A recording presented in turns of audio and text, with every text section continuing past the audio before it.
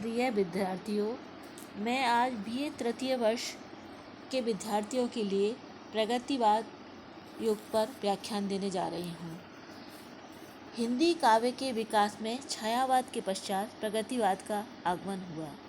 प्रगतिवाद सन 1936 से 1943 तक 7 वर्षों का माना गया है। यह छायावादी युग की प्रतिक्रिया में पैदा हुआ। छायावादी कवि अधिक कल्पनाएं करने लगे, प्रेम व सौंदर्य की कविताएं लिखने लगे।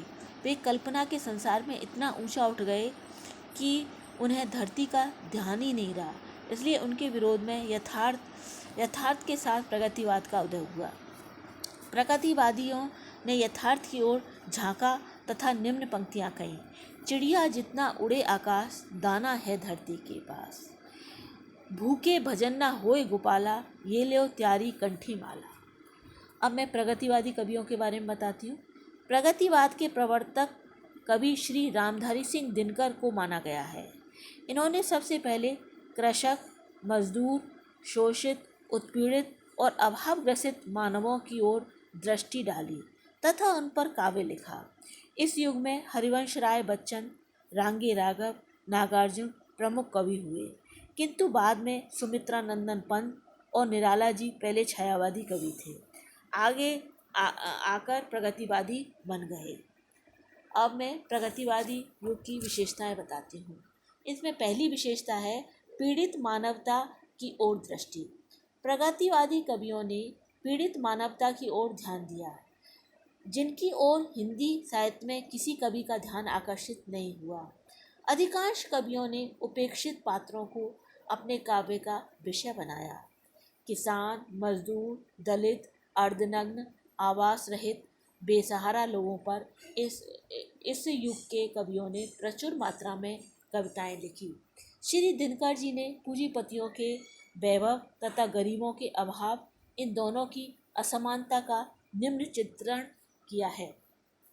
श्वानों को मिलता दूध वस्त्र, बच्चे भूखे सो जाते हैं। माँ की छाती से चिपक ठिठुर जाड़ों की रात बिताते हैं। अब अगला पॉइंट है विद्रोह की भावना। प्रगतिवाद में पूंजीपतियों तथा समस्त शोषित वर्ग के प्रति बहुत अधिक विद्रोह की भावना व्यक्त की गई है। जिन पूंजीपतियों ने अत्याचार करके मानवता का खून चूसा है, उनको जड़ से मिटा देने की भावना इस युग के कवियों की कविताओं में है।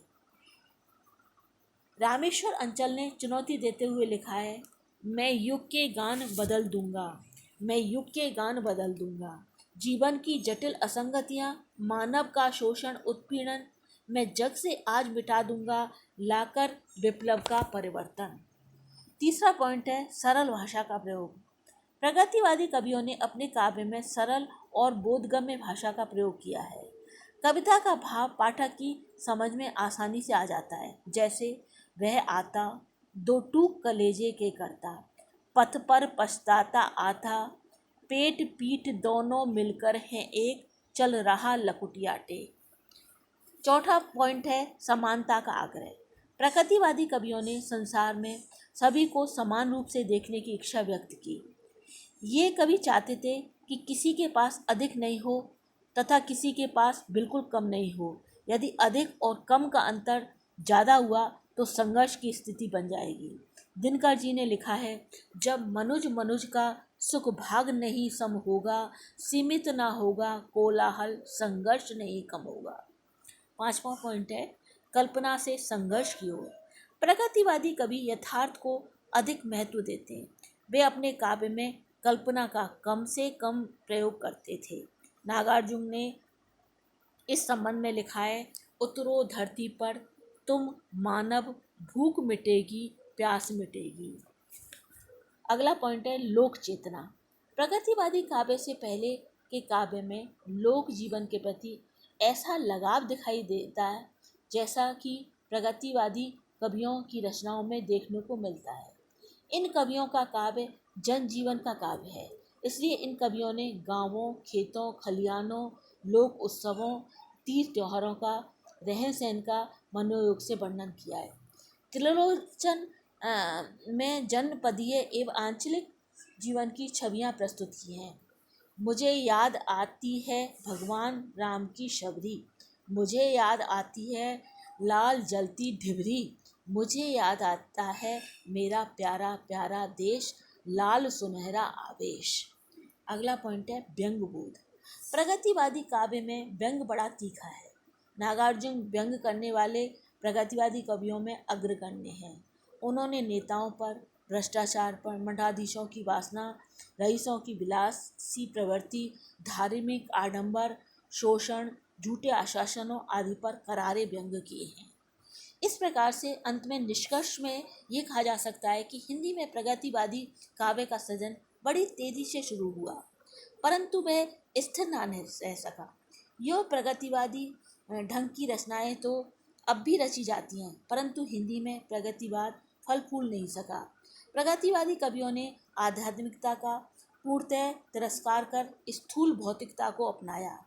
उनके मार्क्सवादी विचार हृदय की अनुभूति न बन सके, इसी कारण उनका काव्य नीरस भी हो गया। उनकी भाषा शैली काव्य के स्तर से नीचे गिर गई। यदि प्रगतिवादी कवियों ने आध्यात्मिकता की ऐसी उपेक्षा न की होती, प्रचारात्मक दृष्टिकोण के बजाय संतुलित दृष्टिकोण अपनाया होता और काव्य के अभिव्यक्ति पक्ष को काव्योचित बनाए रखने का ध्यान रखा होता, तो उनका काव्य अधिक सशक्त, अधिक आकर्षक हो जाता। ये मेरा व्याख्यान यही समाप्त होता है।